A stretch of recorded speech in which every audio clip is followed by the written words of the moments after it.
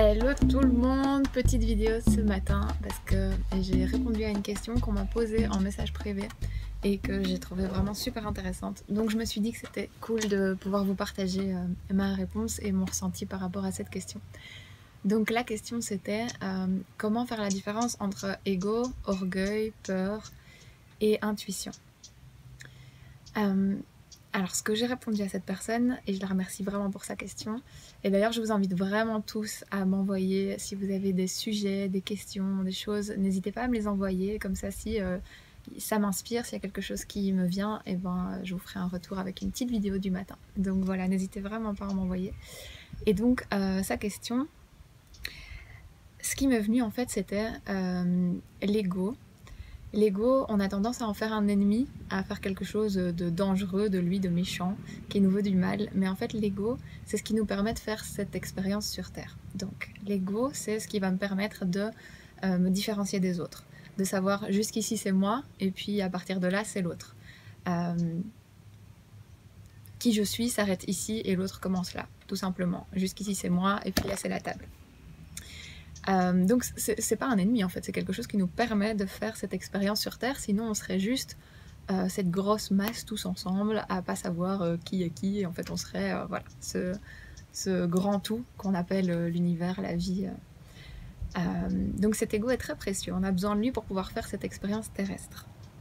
Et donc l'ego, son job c'est de nous rappeler, en tout cas de nous faire croire complètement qu'on est un corps physique, qu'on est séparé des autres, qu'on n'est pas la même chose que la personne qui est en face de nous, qu'on est différent, qu'on est différentes entités. Ça c'est le job de l'ego, de nous rappeler ça. Du coup, ça va occasionner des crises qu'on appelle des crises d'orgueil, des crises d'ego. L'orgueil en fait c'est le moment où je crois complètement à cette stratégie de l'ego et je crois que je suis séparée du monde, et donc je vais avoir besoin de dire mes limites, de dire jusque là c'est moi et après c'est plus moi, jusque là c'est ok et puis c'est plus ok. Ce qui est important pour moi c'est voilà, c'est notre manière de nous définir en tant qu'entité séparée des autres, et donc une crise d'orgueil c'est le besoin de reconnaître ça. Et donc, on peut ramener l'ego à la peur en nous, parce que du coup, ce que ça va occasionner, l'ego a peur de se dissoudre, de disparaître, puisque lui, son job, c'est de nous faire croire qu'on est que ce corps, cette entité séparée. Donc, il a très peur qu'on se dissolve. Et du coup, ça va faire naître de la peur de mourir, la peur de ne pas exister, la peur de disparaître, la peur de ne plus être, la peur de ne pas être important. Donc l'ego, on va plutôt le ranger du côté de la peur. Il y a un élan de peur derrière, et cet élan va avoir tendance à nous refermer, à nous donner des sensations, des sentiments, des ressentis de refermement, de difficulté à donner, à recevoir, de fermeture. Je pense que c'est le mot qui exprime mieux ça. Quand on est dans cette part-là, on va plutôt être fermé aux autres, on va plutôt être fermé au monde. On va retenir les choses, on va manquer de confiance peut-être, avoir peur, devoir se blinder, devoir être un peu en mode survie, faire attention, se protéger. Alors, dans sa question, elle me demandait comment faire la différence entre donc, cette part, l'ego, l'orgueil, et l'intuition. Et moi, j'aurais pas mis l'intuition de l'autre côté, j'aurais mis l'amour, donc de l'autre côté, l'amour avec un grand A, ce grand ensemble. La vie, le fait qu'on est tous une et même chose, et donc ce que je vois à l'extérieur, ça reflète mon intérieur. Ce que l'autre vit à l'autre bout de la terre, je le vis en moi-même. C'est une traduction, une projection de mon monde intérieur.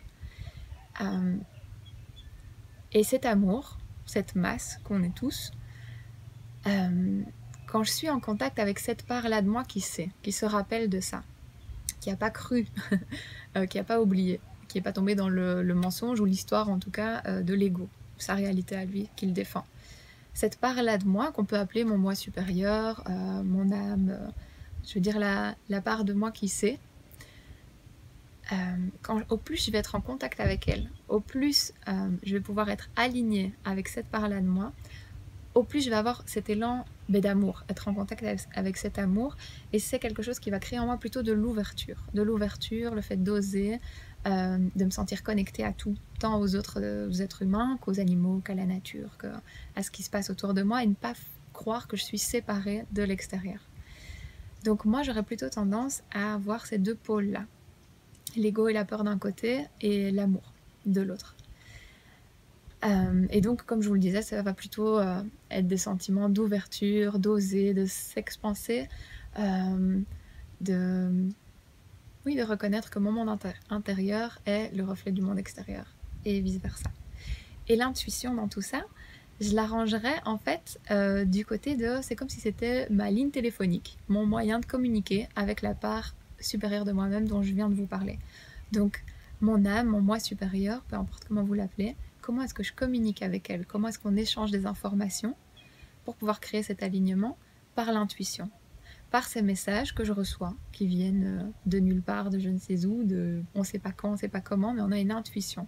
On a un ressenti que c'est plutôt par là qu'on devrait aller. On a un ressenti qu'il faut aller parler à cette personne-là. On a un ressenti ou une intuition que il arrive ça à telle personne. C'est des choses qui sont inexplicables, c'est l'intuition. C'est vraiment quelque chose qui me traverse, une info que je reçois. Donc pour moi, l'intuition, ce serait plutôt mon moyen de communication avec cette part-là de moi, mon être supérieur. Voilà. J'espère que ça vous donne des clés, j'espère que ça vous parle. Dites-moi en commentaire si ça vous a parlé. Et je vous réinvite, si vous avez d'autres questions à me poser, des thèmes, des sujets, des questions, n'hésitez pas à me les envoyer en message privé et je me ferai un plaisir d'y répondre. Donc voilà, je vous fais des gros bisous et je vous souhaite une belle journée.